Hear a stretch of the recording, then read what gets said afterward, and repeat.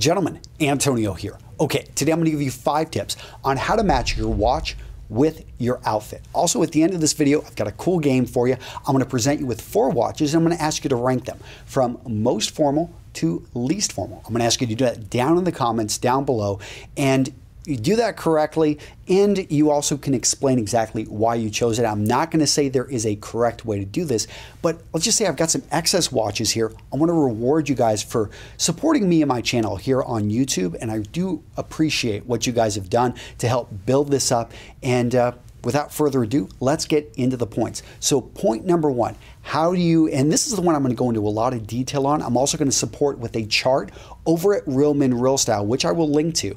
But basically, you want to match the formality of your outfit with the formality of the watch. So to do that, you've got, and we're going to break watches into 5 categories, and I'm also going to break dress codes into 5 categories. So let's going across the top. Let's look at watches. We've got dress watches, and you're going to hear, there are a number of subcategories in here.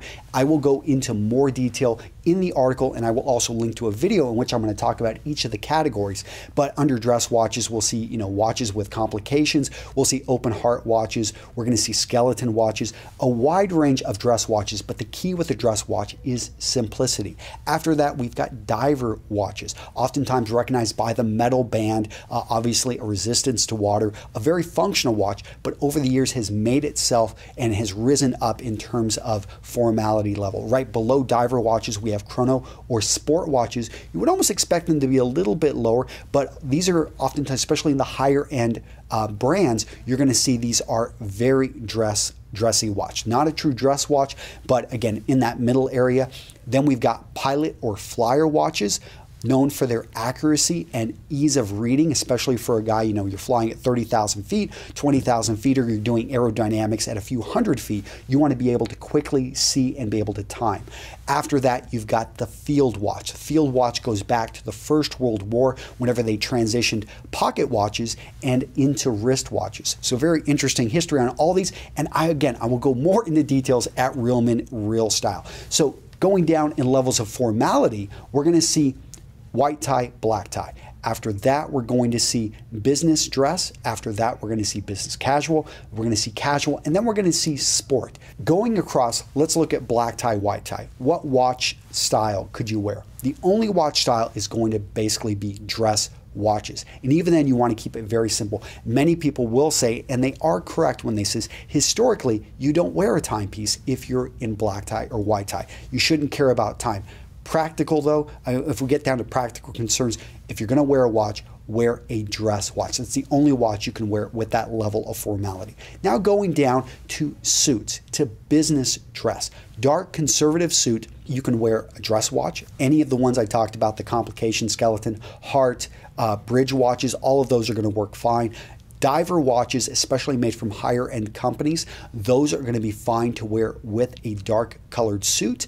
You're also going to see, past that, chrono watches, sport watches, all of the other ones I mentioned, I'm going to recommend you don't wear them with basically dress business. Now we're getting into business casual, and business casual can be a light colored suit with no necktie, with maybe a white shirt, really nice shoes. In that case, yes, you could actually wear a chrono, you could actually wear a very nice pilot, you could even wear a very nice field watch with your business casual outfit. And this is where it's interesting with watches, is that they kind of bleed into the different categories, and they can actually, within one category, you can have a very casual chrono. You can also have a very high-end chrono. So let's get to casual clothing. Casual clothing, let's say jeans, chambray shirt, you got a pair of dress boots on, you can wear pretty much any of the 5 watch categories with that outfit. Now, sport. Okay, so sport, I assume you're working out, you're going to be kayaking,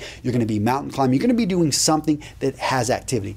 You don't want to wear dress watches. They're usually not made to be able to take a licking, basically to be able to bang up against something. That's when diver, chrono, pilot, field, all of these were designed to be tougher watches. Now, I'm not saying you want to bang them up, but That right there is the simple chart.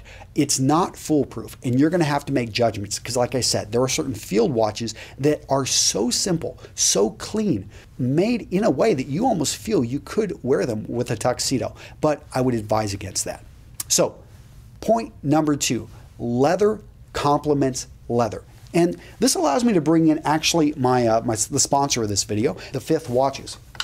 So they've got these new watches that I really like because they allow you to interchange the band. And that is the thing that you're going to want to zero in on here, the band.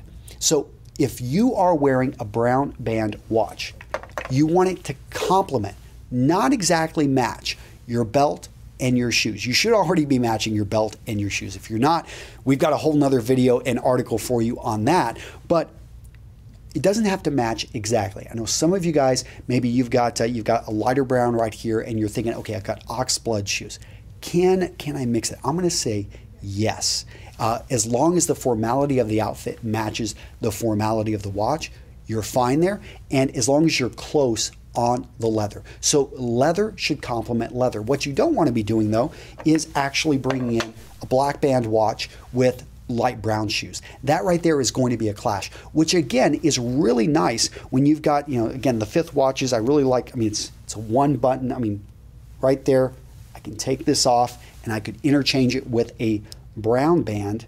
Think about that. That's the only difference really between these two watches right here. One is a dress formal watch. The other one over here is a dress watch, but it's more casual made, and I would even be careful about wearing this with a dark colored suit. Works great with a sports jacket, shirt, no tie, but you see the difference of simply how the leather had this effect.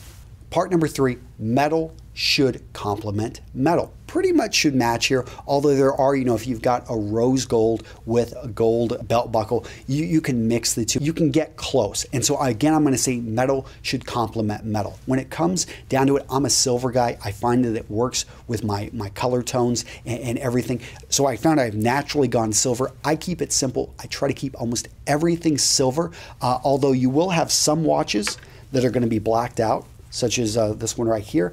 This right here is going to be a little bit more complicated. You can wear black, I think, with either gold or silver. So if the metal is actually going to be a colored metal, then it's going to be a little bit more of a fashion piece, and you're going to have to make a judgment call there.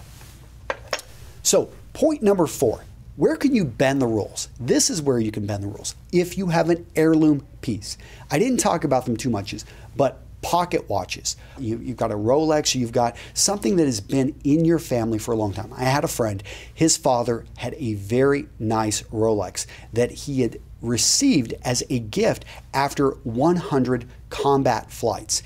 And it was funny because it was more of a casual watch, at least I thought it was, but yet he would wear it with a suit all the time. And you could say this guy violated some of the rules. It was kind of it had a little bit of scratches on it. But the thing is, heirlooms allow you to bend and even to break rules. Why? Because they become conversation pieces. They make you memorable. And heirlooms have that power to be able to transcend. Make sense? Okay, so point number 5 is when in doubt, look at your shoes. So look down and look at the dress level of your shoes.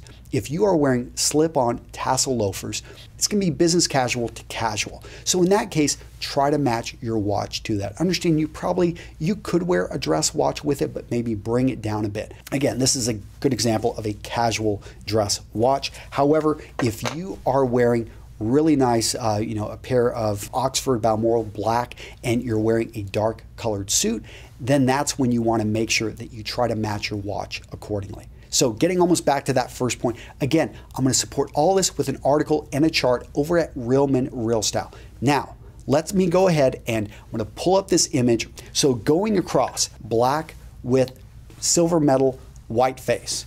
That is the first watch. After that, we've got brown with silver metal, white face. That is the second watch. A third watch. This one is going to get a little bit complicated. Notice it's a gray suede with a black face and black metal. And then we have black band, black face, black metal.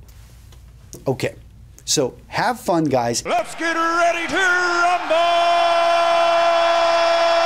in the comments down below. I would love to see you rank those from most formal to least formal. In addition, if you go check out the Fifth watches, look at their new styles. I really like how they've got these interchangeable bands. And if you want to, as a fifth point, say which of the collections do you think actually is the most versatile and why? Okay, guys, like I said, I've got some excess watches I need to get rid of. I want to thank you guys for supporting my channel here on YouTube. And let me know in the comments, again, that ranking. I'm really excited to see how you guys put them out there. Okay? Take care. Talk to you later.